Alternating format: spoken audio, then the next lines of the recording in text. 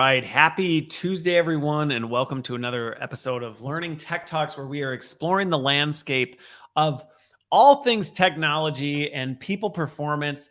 Today, I am looking forward to the conversation. I look forward to a lot of conversations, but this one's going to be extremely fun.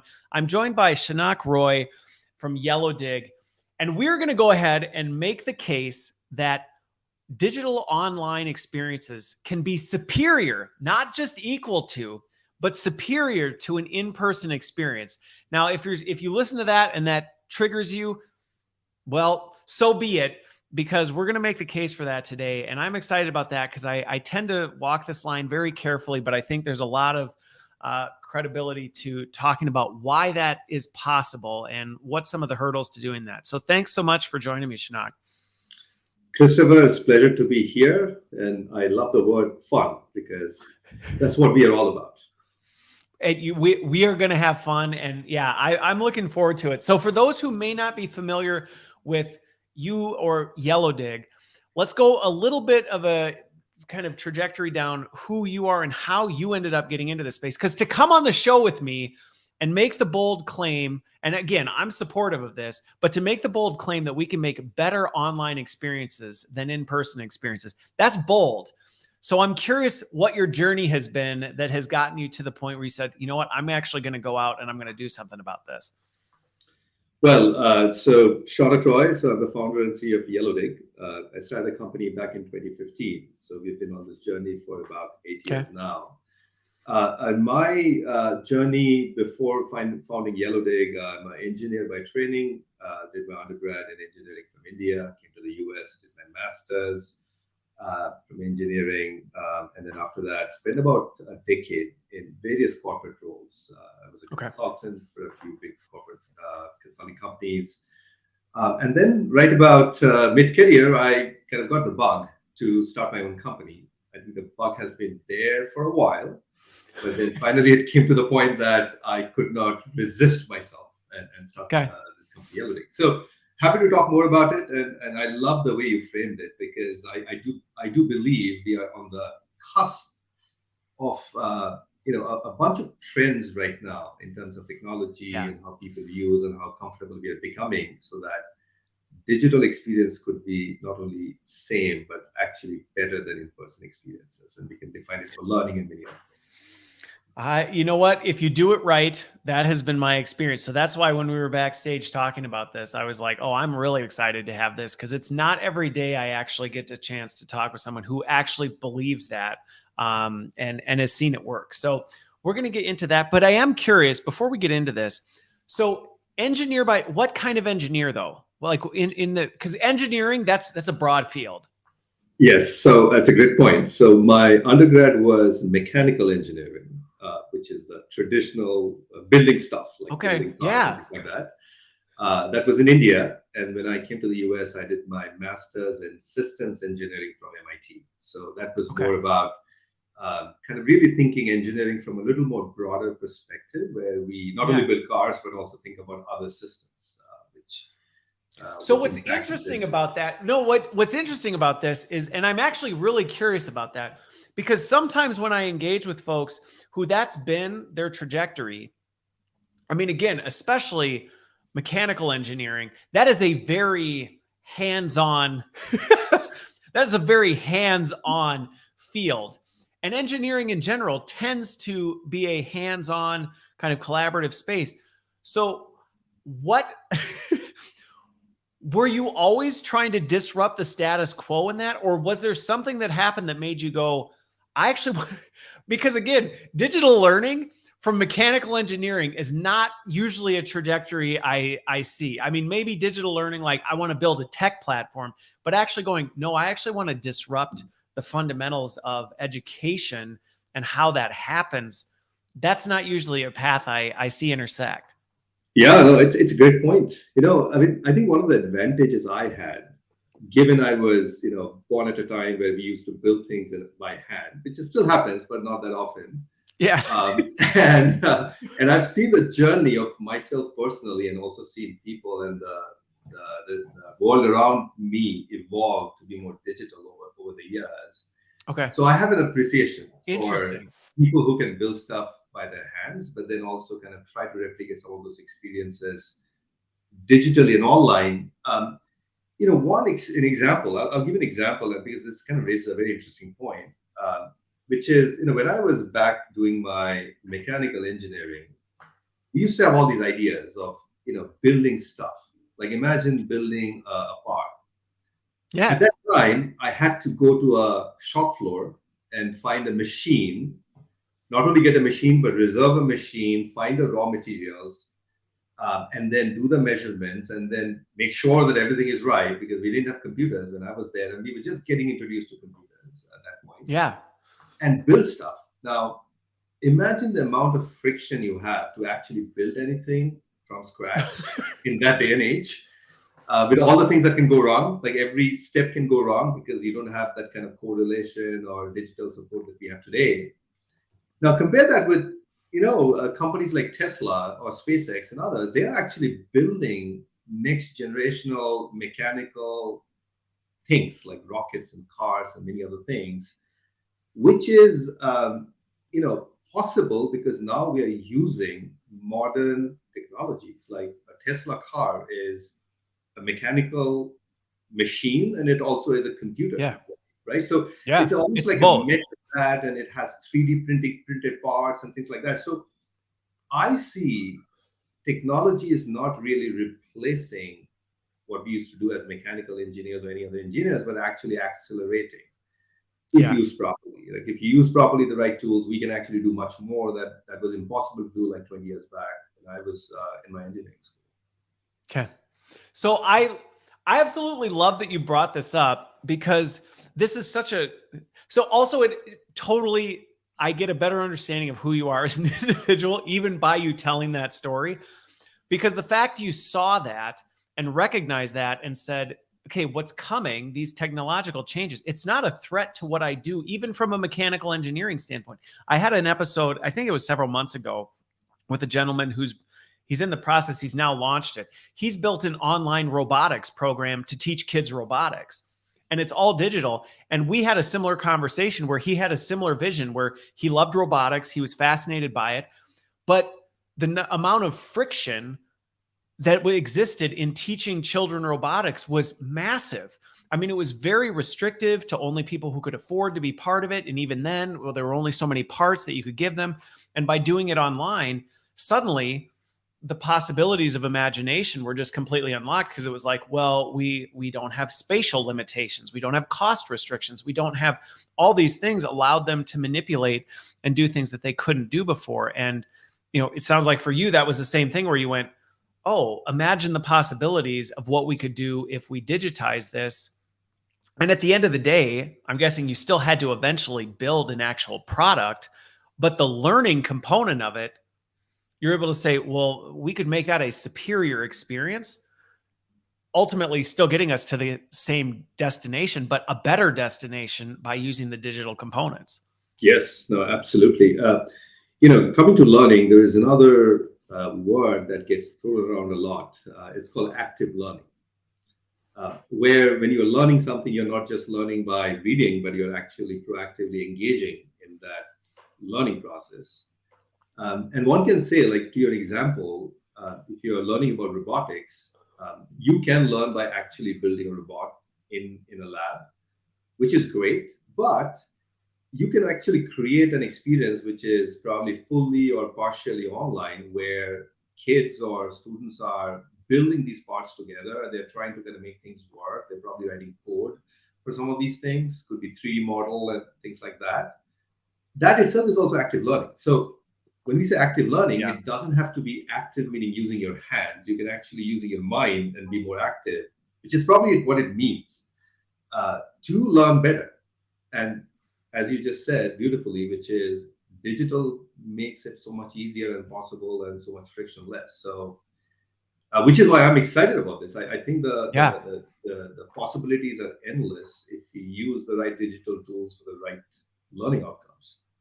Well, and I think what you hit on there is the key component of this, which we'll get into some of the friction points that inevitably happens. But I think that's where I see this sometimes, where people get resistance. First of all, one was the piece that you addressed, which was some of it can be perceived as a threat, or it's uncomfortable. It's not what I'm familiar with.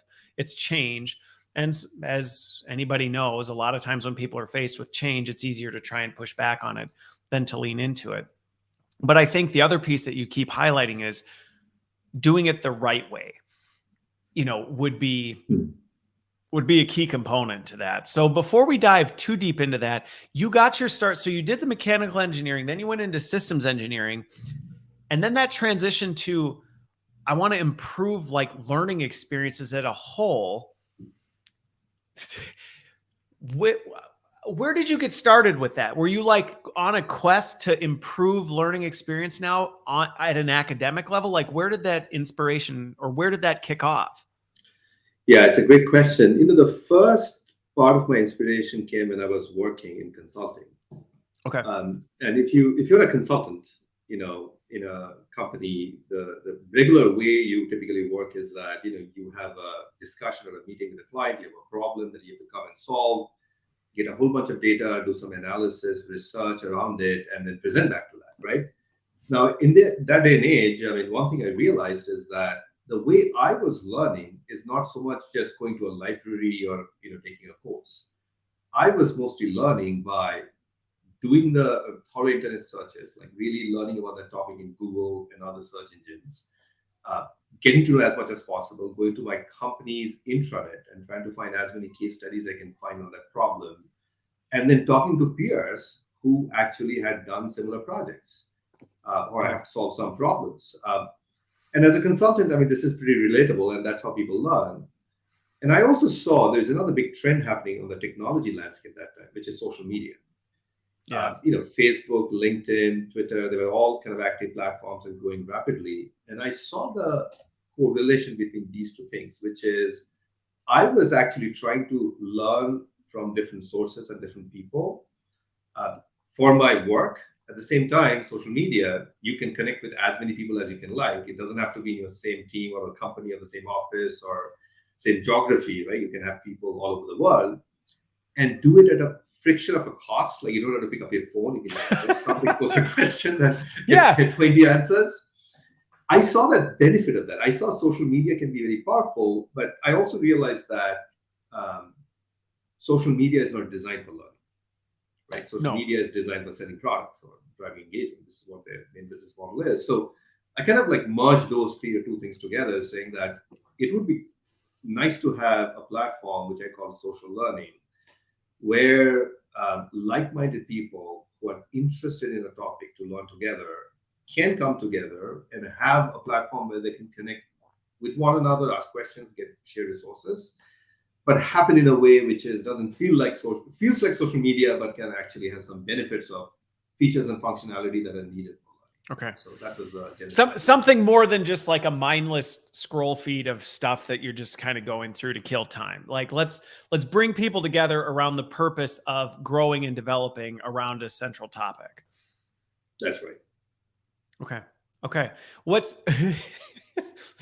I really appreciate about hearing some of these things is, and maybe tell me if I'm wrong on this, but one of the things that resonates with me on this is something that you highlighted is the desire for efficiency in some of this that comes out of this. Like I'm pretty relentless at trying to find efficiency gains and things. And even just what you talked about in terms of the social interaction piece, where yes, I can interact with people on a physical level, and I don't avoid it. It's not that I avoid it, but when I look at the scalability of where can I invest the least amount of time and get the biggest net return for that time investment, like I just look at all the friction points of, like I even think going to a conference as an example. I could go to a conference, but the friction point of my time away, how many people am I really going to interact with? I'm an introvert, so chances are I'm not going to interact with as many people. Those people, am I actually going to actually stay engaged with them afterwards? And all the inefficiency that goes around it. I'm like, or I can leverage the social relationships that I have, set up individual meetings with the people that I want. I can reach more people. I don't have to try and coordinate. And when I look at the inefficiency of it, to me, it's just a natural case. And it sounds like there's some of that behind the scenes and you going, it's not that I think this is terrible. It's just I see so many efficiency gains that we can build into some of this by leveraging the power of social dynamics, social media dynamics, and then academic learning, and how do you blend those two together? Yeah, no, I mean, I think that is one of the key aspects of our platform design and the value that our clients see out of it, which is exactly what you said, efficiency gain. The other side of the coin is reducing friction, which is, imagine a classroom or some sort of a community of learners, let's say 100 of them. For them to actually talk to one another, there's a lot of friction involved, where you have to find yourself in the same space. You so happen to be in the same class, or so happen to be talking about the same thing that you find interesting. Yeah. And if you have a question, you so happen to have the courage to speak up and get an answer, or just wait for the next class that you're going to wait for. So the frictions are also enormous. So all of that is solved in one strategy, which is you can reduce cost. Efficiency meaning you can have a larger group, one instructor supporting everybody, answer one question from one student, everybody gets the answer in one go in a community. Or somebody shares a wonderful idea, everybody can engage around it. It doesn't have to be one-on-one conversations. But on the side, I mean, now we have a scenario where you can do things that is just not possible. And which is where I would start to kind of connect the dots around our initial hypothesis that why online is not just equal but better, because it opens up possibilities it otherwise would not happen. Well, and this is the thing, I like the way we're approaching this, because when we started this we're going to make the case that digital online can actually be superior to legacy methods. I think sometimes where I see the resistance come is people are operating off the assumption that legacy approaches, what you described, okay, all these things are assumed that they just happen all the time. Where, as you described it, like the odds of the right person having the question, having the confidence to speak up on the question, everybody in the room paying attention at the right time and catching all that, we a lot of times forget that our idealistic standard that we're often comparing other alternatives to is unrealistic. We're taking the best of the best of the best of the best circumstances. Let's assume everything goes 100% right. The stars align, like all the dots connect. Let's compare that to something that we're less comfortable with. And it's one of those things where you're like, well, of course, if you're trying to compare those two, it looks like there's just such a distinct difference. But to your point on, because you're creating more opportunities for those lines to intersect, you're actually creating more possibilities for the lines to intersect than would even be possible in a traditional environment. Yes, and that's actually a really good point, Christopher, because part of the challenge in education or areas where we do not have a lot of information, like typically once the doors are closed, you don't know what's happening inside that classroom. No. Right? So all you know is that the pamphlet that you got, it's going to be the next best experience for you, and then you go into classroom and you have some discussion, and then it's over, you get a certificate. But you really don't have the data to know what really went on compared to what was advertised, or what is the possibility, the best in class experience that could have been possible. Yeah. Compared to online, the best part of online is that data is available. Yes. So if you had 3 interactions in the whole 2 hours, in a closed classroom, you don't know what happened, but online, actually there were only 3 interactions. Who interacted, how much the interaction happened, what kind of questions were asked, what discussion, diversity was there, what sort of interesting kind of conversation happened, and so many other ways of, you can measure learning. That is just not possible in a physical learning environment, but it is very much possible in an online learning experience. Well, and I just even think of, so one of the things that, and again, for folks who are listening, don't mistake what I'm saying, that what we're talking about is that I've had to clarify this in the past a few times, because I've had people literally ask me, so are you suggesting if people are physically in the same proximity, you would say that they should, sit in cubes separate from each other and I'm like, that's not what I'm talking about. I'm not talking about ruining opportunities where collaboration can happen.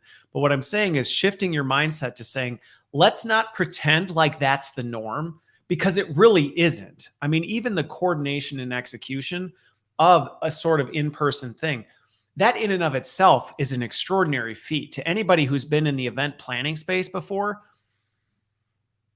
God bless you, because I know how much goes into trying executing, making sure everything happens.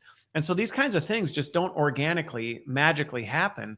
And I think sometimes this is where nostalgia kicks in, where we remember those handful of moments where we're like, I just remember, when that all came together. And it's like, yeah, that's fantastic. But the likelihood, the probability of that is like the probability of winning the lottery twice, in your lifetime, type of a thing. And I just think of some of the examples where, just one simple one, where a lot of times people go, but I just love the aha moments that come from folks. And going back to what we said, those things are great, but who actually caught that aha moment? Maybe it was just that one individual. Did they even remember they had that aha moment? Did everybody else capture that aha moment? Did they have a chance to ask follow-up questions to that individual's aha moment and that takeaway? Were you able to engage in a rich dialogue specifically around that aha moment? And a lot of times the answer would be like, well, no, we didn't have time for that. And it's like, exactly. You physically couldn't, because you had other things that you had. There were so many friction restrictions around what you were doing. You couldn't possibly capitalize on what that is. Versus you start augmenting experiences with digital components. You can start to say that single aha moment in and of itself could turn into an experience all on its own that could inspire discussion, dialogue, all this. Like, you could drill into it. There's just so much more potential that you can do with it than you could in something where you go, well, it happened and it was a flash in the pan and there wasn't any more that we could do with it. Not to the fault of anyone, other than just that's the reality of the environment that we were in. Yeah, no, that is exactly how most of the in-person experiences sometimes end up happening. But one thing you just used, which is the augmenting the experience, is maybe it is not really a competition whether in-person is superior to online or online is superior to in-person, because we all know that blending or augmented learning is where things are probably going eventually. Yes. Where there is a component of in-person that we cannot replace. And there are those moments where you meet somebody and you have a conversation that is just not possible if you just met somebody online, because you don't know the full person. You probably haven't seen the body language. You don't see some things, like you only see your face, or in a post or a comment you only can see so much about people. I think that part is definitely very important in person. But I think the point that you're making is that creating an online experience that augments that in-person experience in a meaningful way, so that we have more aha moments, is probably the design direction that we are heading. And I'll give an example, because we see in our platform, in our platform now, we serve about 500,000 learners on our platform, from universities, from about 150 universities in the US and some companies and K-12. We just crossed 2 billion words that has been written by us learners on our platform. So I think they are pretty vocal. They're not just coming and reading content or saying, hey, I agree, but they're actually being very opinionated. There's some rich dialogue happening here. There is some real deep conversation that happens, and we love to see that. And we gamify that experience so that students are talking to one another in a very passionate way, and somebody who's not used to talking can also get more engaged in our platform. Happy to talk about that. But the point I was trying to make to what you just said is that we often see that there would be a conversation that will happen in a synchronous session. It could be in a physical classroom, could be an online session like this. And then maybe it happened between two people, but somebody heard it, and then they will join into a community, our YellowDig community, and actually bring that example and say that, wow, have you seen this video that I just saw yesterday? And this is what I think, what do you guys think? That kind of feedback loop, and almost like connecting the dots in a variety of ways, is the opportunity of the asynchronous experience, or a digital learning experience that is not possible, which is in a synchronous experience. And then connecting that back, we often find instructors will, what they will do is that, and they tell us this, that before they walk into a session with a group of learners, they will look into the community and see that what was discussed last week, right? I mean, what were the 3 topics that were relevant? And they'll take one of those examples, mention the student, maybe summarize some thought process, and then bring them into the conversation. So it kind of really increases those aha moments, which is often, as you said, between 2 people, but now it can have a much bigger group of people who are involved in those conversations. So. Well, and I think that I really appreciate you bringing it to this, because often when I hear the discussion around online, in person, the debate, to me, it's a very binary discussion of, well, is it this or is it that?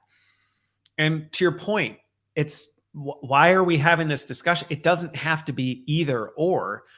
And even in my bio on LinkedIn, I say digital first.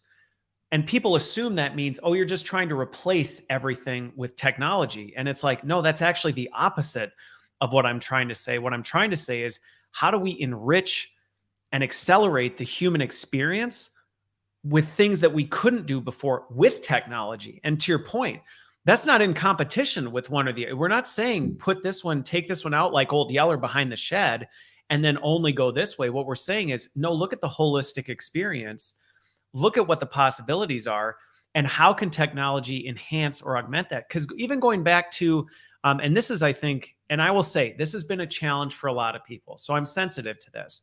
You know, the pandemic hit and a lot of folks were forced into this. We used to do it this way. We just literally got thrown into the deep end of the pool, ill prepared to deal with this. Now everyone's remote, all this. And now we're coming back into this environment of, well, sometimes people are remote, sometimes they're not. We're not sure what day of the week they're going to be here. And the inconsistency around all this stuff has created this even more challenging environment where you do have to kind of go, it has to be both. You don't really have the option to say, well, is it one or the other? You just have to say, no, we have to think, how are we going to deliver this experience? And you know what? Maybe 4 of the people can't be there, or they're going to be here on this day, but not this day, and all of this. So how do we deal with that complexity? And in my opinion, the only way you deal with that complexity is with technology, because no method can accommodate the level of complexity and dynamics that we're wrestling with right now. If you try and take a low-end digital approach or even just an analog approach, you just cannot keep up. Yeah, no, 100%. And you know, one thing I also like to say is that it might feel to folks that how do we create an experience with technology suddenly, right, where there are no real rules? Like, you know, in the physical experiences, there are very clear rules around it. Come to class or come to this session at 8:30. Make sure you have a hotel, whatnot, get into there and then do the session. You know, come back, there's the evening drinks, and then after that, tomorrow we are going to debrief it. It's a very fixed schedule, and this is how a lot of the work has happened, again, whether in corporate training or in, university or even K-12. With technology, some of those barriers gets a little blurry because people want flexibility. Right? That is one of the big advantages of technology. Right? So I'm not a morning person. 7 o'clock in the morning start doesn't work for me because my brain doesn't turn on till noon or something like that. Exactly. And now we have this optionality to engage more learners in a much more authentic way. But I think one thing that you've mentioned, right, that how do we feels overwhelming. Like, how do we design experiences that are, catering to this new reality that we're living in?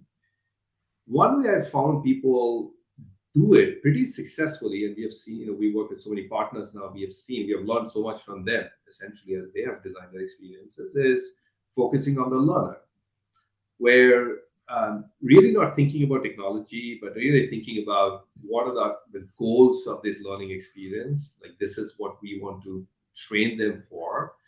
Yeah. We want to make sure that they have access to the right content. We want to make sure that they have the right conversation opportunities in terms of synchronous sessions. And then we want to also drive engagement, where, one of the big problems of in-person was that you can just sit there and listen and not really engage. And we all know it was passive. Very passive. It was passive. It was very easy to be a passive learner. That's exactly right. In a classroom, I'm the 50th learner, or in a big group, or even in a small group. If I don't engage, I don't engage in that like 1 or 2 hours.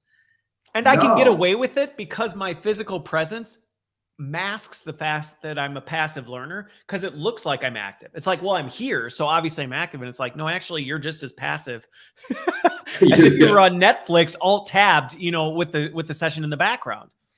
Yeah, and look, there has been a big fight also in colleges, universities, K-12, whether they will allow, let's say, laptops or phones in those sessions, and you have to switch it off. And that battle, I think the ship has sailed, which is you cannot stop people from digital tech. Like, it's the reality. They can sit there, watch their laptop. It's the air we breathe. You can't turn it off. Exactly. The ship or the train has left now. So we have to really live in that reality. So the point is that what I've seen people have been very successful is that if they focus on the learner, design the right experience for them so that they are active, it's much more driven by them as opposed to driven by the instructor. And then think about how does technology fit into that learning experience is where the success comes. And where it doesn't happen is I have these 5 different tools. I'm just going to cobble them together. I have some content access and elements access, this access. That creates a very much like a physical in-person experience, which we all know doesn't work. We are replicating that problem in online in those scenarios, and it doesn't work. So I think it kind of takes us to the point that like online does take some work in terms of designing these experiences. It does, and I want to talk about that because I think that's an important next direction to go. But here's something I'm curious about. And if you listen or watch this later, I'm curious your thoughts on this. But I think this is one of the hard looks in the mirror, even just being vulnerable about my own experience. Because while people assume like, oh, you've always been this way, I mean, I have, but there also was a journey I was on. And I think one of the things that for me, and I'm curious if you've seen some of this, is digital is uncomfortable. And you hit on this because there is this lack of control that you have, or a perceived lack of control that you have over what happens. And I actually say it's a perceived lack of control that you used to have, because even the example we talked about, when people were in the room and they were here at a certain time and we were doing these things, there was this perception that I am controlling the learning experience. And there's some comfort that comes with that. Like, I have this to get done, and so I have control over this to some degree. Even though, as we just described, you actually had no control over it. You like to think you did, but in reality, you didn't really have control. If somebody didn't want to pay attention, if somebody wanted to daydream all day, if somebody wanted to, blow it off, they could. But it gave us a comfort level of like, well, at least I feel like I'm in control. And as we move into this digital age, there is this idea that like, oh boy. And I don't think it's that we have less control, because if anything, I think we actually can have more control in terms of, like you said, we have more visibility into things. We can personalize based on we have a lot more ability to do more powerful things. But I think when we're uncomfortable with it, there's a perception of, I have to kind of hold this with an open hand and recognize I have less control of this than I maybe feel comfortable with. And I just even know for myself, that was a big part of my journey in being a dad and being a husband and being a leader in an organization, is actually kind of coming to this realization that you don't really have control over this. And I think that's where digital, once you lean into it, it actually can be comforting, because it's like, well, you don't have control, but you have more visibility into knowing how to shape and mold it. But that can be a really uncomfortable spot. It is 100%, and you mentioned leaning in is what it really requires. We often hear stories from our instructors who are using us.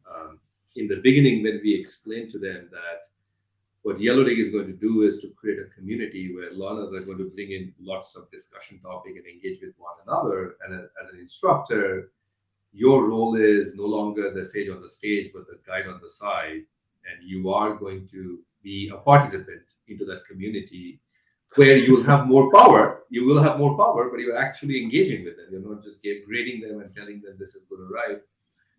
And that model, what we've seen is that a lot of instructors, as you said, initially they feel there's a lack of control because the world they're used to, and for good reasons, because they've done that for decades now, where they will give an assignment or ask a question and they'll get an answer at a certain time. And once you've done your social work assignment, you get it. You're done. That was a requirement, right? It's almost like a forced assignment.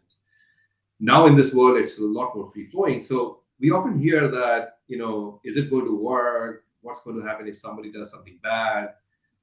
All the negatives will come in mind, like all the bad things will happen in the world, right? So these are the hesitations, and because they didn't happen before. They never happened before. It always went perfect before, but now, what about all these horrible things that could go wrong? Exactly. So now, but there's anxiety that comes with it, because they probably know that it's not the case. But I think what we've seen work is that if they are at least have that openness to try something new and be trained for that. Like, one thing that doesn't work is if they say that, okay, I have done this thing and I'm going to do the same thing in this environment, then there's going to be a lot of pushback, because you're trying to apply an old framework into a new framework and it'll never fit. Like a square peg is not going to fit into a round hole. So you how much of it you try. But if you really think about this as a new experience and get trained, it works like wonders. Like, there's so many examples where we have instructors come to us and say that, well, you know what, I never believed it's going to work. Even students will come and say, I thought this is not going to work for us, but a few weeks in, I kind of got a little bit of sense this is actually working. It's not falling apart. And maybe in a couple of months, I see that, oh, this is wonderful now. This is the new reality for us. Yeah. And I think it's possible. It's just that we have to help them to go through that journey for a lot of people. Yeah. No, I think it's a really good point, and we'll talk about some of the stuff that we can do, I think, to help people through this. But a similar parallel that I just think back, it's funny now reflecting back on this, but I remember when the pandemic kicked up and everybody went home, and at first it was kind of a party. Everybody was excited to not be going into work. And then we went through this phase of like, people were frustrated with it. And it's like, I just don't know that this is going to work. And like, how are we going to be able to do this? And then we got through it. And now what we're seeing on the other side of this, and we see this in the headlines all the time, is like, people are going, wait a minute, why would we ever go back to the way we used to do it? And I actually even I'm trying to think of what guest I was talking to backstage, and we were talking about this. Like, our kids are going to grow up and they're going to laugh at some of the things that we used to do and go, like, you really used to do that? Like, you used to go into an office? Like, why? Type of a thing. And I think similar to the learning experience, where it's a hard transition and it feels difficult. And I think even some of the things that you hit on was, it is more work. It is more intentional, but that's the same work that should have been happening before. But I think we didn't notice it as much because it was like, well, I'm just taking for granted people are here, so I'm going to assume that the learning's happening. And it's like, actually, it's not. If you weren't being intentional in the classroom, the same issues you're going to run into online were happening anyway. You just might have felt better about yourself because you didn't see it as much. Or now it's kind of showing us the reality of this stuff. But I think, to your point, I just think back on a number of experiences that I've had over the years where we've positioned a very radically different way of doing things. And people were like, I just don't know. Like, I just don't see this working well. But then as they get into it, they start going like, wow, we eliminated that friction point and that friction point and that. And this is actually kind of working. Like, whoa, people are participating. Whoa, we're actually seeing change. And you're like, yes. And then similar to what I just described, like, you get to the other side and people look back and go, why did we ever do it? Why did we ever do it that way before? It doesn't make any sense. And then you're like, see, this is the journey we were taking you on. Yeah, no, 100%. Completely agree with you.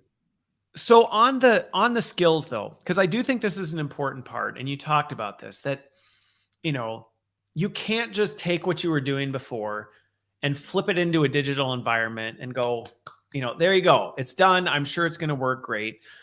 You can't put new wine in an old wineskin. It'll break. It just does not work well. What are some of those things? Because especially with the higher education and all the academic institutions and the work in corporate, like, I have no doubt that you've worked with a lot of folks that have been through this journey. What are some of those things that people get stuck on? Because there is a real learning curve. I mean, there's a learning curve with making the transition, and it's not something that you do overnight and go, there, we figured it out. Now we're magically a digital first learning organization? Yeah, no, that's a great question. And one of the underlying challenges is that with digital, as you see, there is a very emergent behavior pattern that comes out of it, Okay. right? And it's very hard to kind of know exactly what's going to work and what's going to work. Some products which are proven now across many institutions, now you can say that, okay, this has been proven now, maybe it will work for sure. But any new idea, for example, might be like, I'm not quite sure because it's not, we don't know. So what has worked, I've seen, is experimentation. So Okay. meaning starting small, launching it into a limited group of learners or employees or whichever way it is, and then actually starting to measure the impact. Because one of the things about digital is that you can actually measure. Yeah. And people forget that because, sometimes we will talk to institutions where leaders will say, oh, we have this great idea and now we're going to make it happen to the entire institution. And this is going to be a 5-year plan.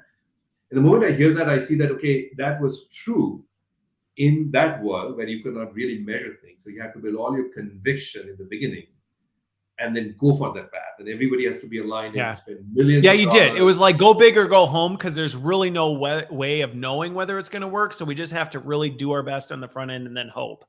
Exactly. So that was the world. To the digital world is the best way is that, okay, phase one. And the phase one is a limited learner group, try the product or try the experience, but let's decide what we're going to measure. Things like level of engagement, how much peer interaction happened, what sort of feedback did we receive from the learners at the end of it? What kind of feedback did we receive from the instructors? Are there direct correlation with learning outcomes, if you have defined those? To be able to see actually that whether this is working or not. And if it's working, then you know that you can scale it up.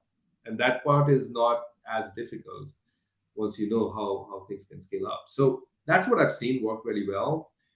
The other thing I also have seen is that kind of having that leadership, so that having that intentionality to design experiences which are different than which they have done before. So every tool, like for example, our platform, when we launch into an institution, we kind of have these meetings with leadership from a kind of a learning design standpoint, from an instruction standpoint, from a university administration standpoint, to align that this technology that we are building is going to create new behaviors. And this is why we are doing this. And if there is an alignment there, then we say that, okay, let's do a kind of phase one to really look at the results. Okay. But sometimes we see that the alignment could be a challenge too, because you need to make sure that people are thinking that way as opposed to not thinking the old way, which happens sometimes. Okay. But good news is that is shifting. I do have seen that since the pandemic in the last 2-3 years, there is a pretty kind of noticeable shift in universities, colleges where we are primarily working with. They are kind of looking forward these technologies and kind of really looking to make new experiences for the learners. Well, and I'm sure to some degree it has to do with just the expectation. I mean, I think this is in some ways a positive thing is the expectation is almost becoming, you have to do this. I mean, the expectation, going back to thinking about the learner or the end user, the expectation is you will. It's not a, well, do you? Kind of like back in the day when it was like, well, is this mobile friendly or not? Like now, nobody's asking that question. It's just like, it has to be mobile friendly. There's no, Sure. Oh, this doesn't work on a mobile device. I mean, you can, but it's a strategy doomed to failure type of a thing. And I think, one of the things the two things that stood out to what you said that I think are a really important part in this is that experimentation mindset. That's a pretty significant mindset shift. And I'm even reflecting back on what you said on your mechanical engineering background. I have to imagine even that mindset shift has to happen even in those kinds of fields where you go, digital actually drives more of this experimentational mindset. Because going back to the mechanical engineering, when you had an idea, you probably had to put a lot more like, okay, if we're going to do this, we got to think it through and we got to think through all the implications and all this other stuff. And all this effort had to go into that before you even considered starting, because the cost, the time, the energy, all this, it was like, we can't go down this path. Versus in the digital age, you could go, you know what? What's the harm in trying this and seeing what happens? Like, let's just do it. And if it doesn't work, whatever, we move on, no hurt, no foul, and we'll experiment with something else. So there is almost this, which can feel exhausting, but I think it's just a different attitude of, we're just going to basically constantly be iterating. We're in a continuous cycle of iteration and improvement versus we got to figure out the whole thing before we go anywhere. Yeah, no, 100%. And that's a very significant change. One thing I've seen some of the institutions that we work with is they've created now entities which are primarily for innovation, where they have a separate team. So they have a team which is focused on kind of really making sure that the existing kind of institution is working through whatever technology or whichever processes they're following. But there's a separate team where they are kind of bringing this like experimentation mindset, very data-driven strategies, focusing on like the learning design and kind of really thinking about the future of learning, bringing in like 3Ds and virtual reality and AI and many other things together, including our technologies together to really kind of measure the impact in a very scientific way, like almost like doing A/B tests, where you have a group of students using one piece of software or one pedagogy and another not doing it. So, and that works because then the culture there is that if you fail, it doesn't really matter because it is designed for experimentation. So, so having those kind of separate teams focusing on it is a good strategy that we've seen. Some schools can do it, and yeah, I mean having the right kind. Sometimes we see faculties or instructors themselves pull it up, so they will actually start using our product. We have a freemium version where we give it out for free in some cases. Where they have to qualify for it, but once they qualify, they can use it for free. And if they use it for free, we invite them for webinars and they can talk about us, and that helps us to spread the word. Okay. Well, and I think, as you talked about some of this, the other piece that I actually want to call out, and I think it's worth highlighting, is that experimentation mindset. To your point, you said it, and then you also refined it here. And I think my experience has been very similar, where this isn't you're changing everything all the time, but more like you said, you're experimenting in these small like environments where you're like, hey, let's test this out here type of thing. Versus I think sometimes that gets interpreted that, and I see this in organizations, not just in learning, where it's like, let's just change everything all the time and constant.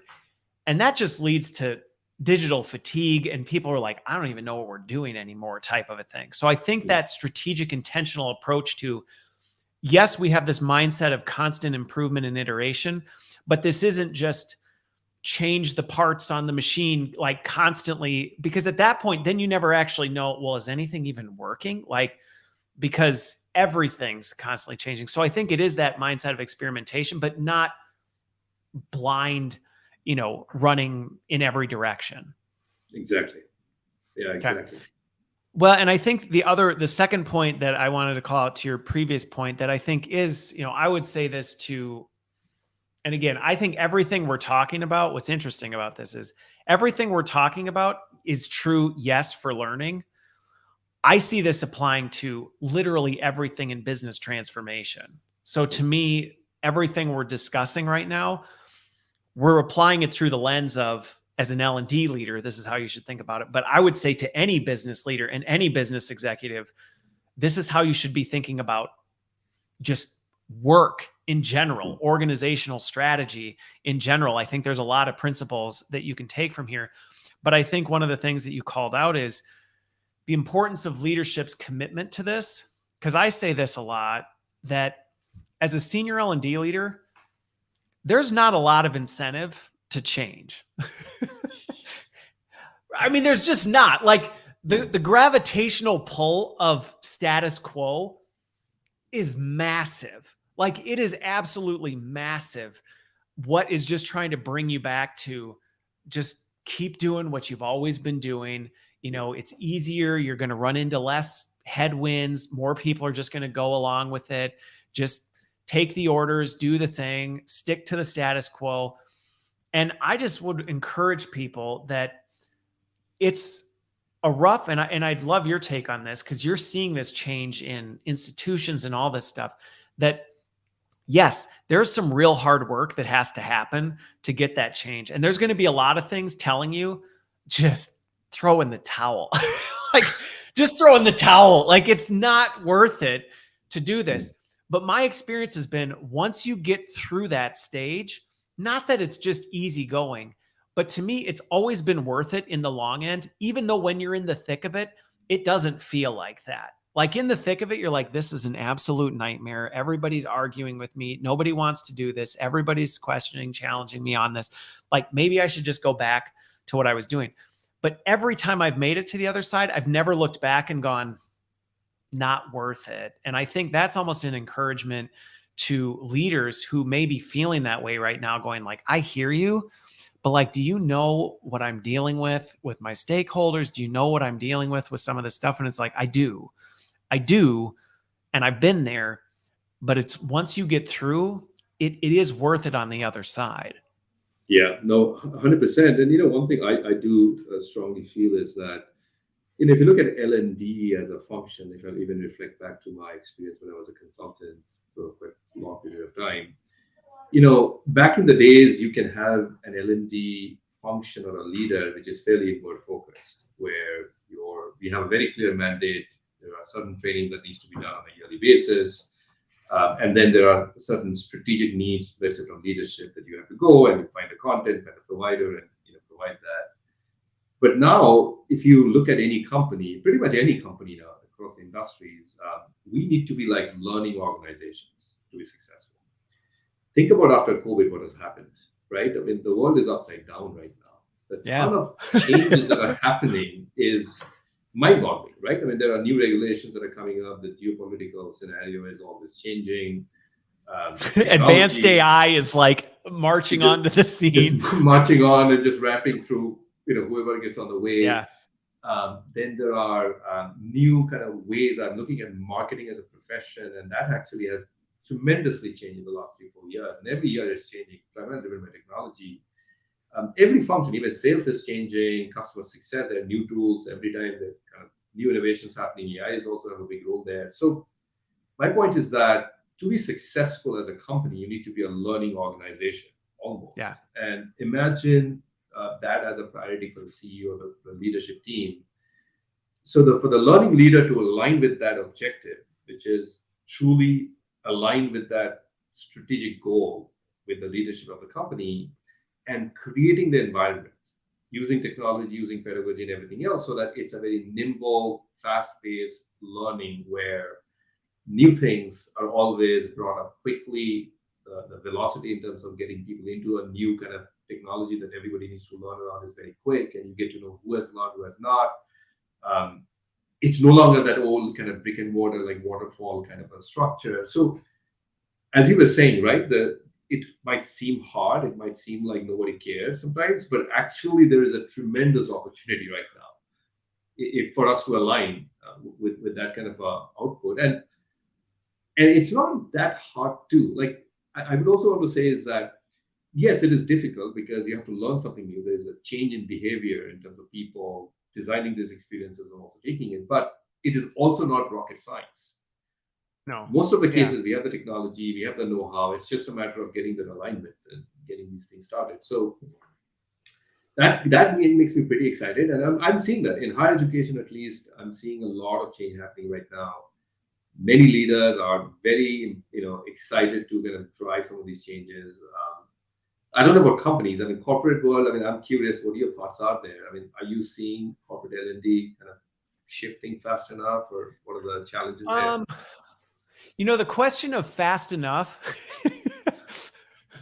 I don't know that anybody's shifting fast enough, because it almost just seems, and I did a panel discussion on this the other day, is like, how fast is too fast? And in some cases, I almost think there's a need for organizations to take an intentional step back and say, hang on, like, going back to this, are we being intentional about our experimentation, or are we just looking at the landscape of change around us, that we're just running around trying to keep up? And it's like, well, guess what? You're never going to keep up. Like, period. You might as well you may have been able to keep up a few decades ago. At this point, there is no keeping up. So you almost have to be more intentional about going, where are we going to try and keep up? Because we can't keep up everywhere. So that's where, when I look at like the corporate sector, I go, I think a lot of people are trying to keep up, and I think that's in some cases a wasted cause, because it's like, well, you're not going to. So how about just be more strategic about it? In terms of where we are, I would say similar to what you're seeing in academics. I think L&D is starting to recognize more and catching up on the fact like this isn't an option anymore. And I think the last few years have solidified that for us, that it's like transformation isn't an option. If I were to put my finger on where I think we are right now as an industry, I think many people are struggling to figure out, what does that mean though? And I think a lot of people are struggling with that. Some are making some significant progress in other areas and struggling in others. I will just say to anybody who's listening, who's like, well, who's got it figured out? Nobody does. I don't think anybody has it figured out, because everything's constantly in this state of change.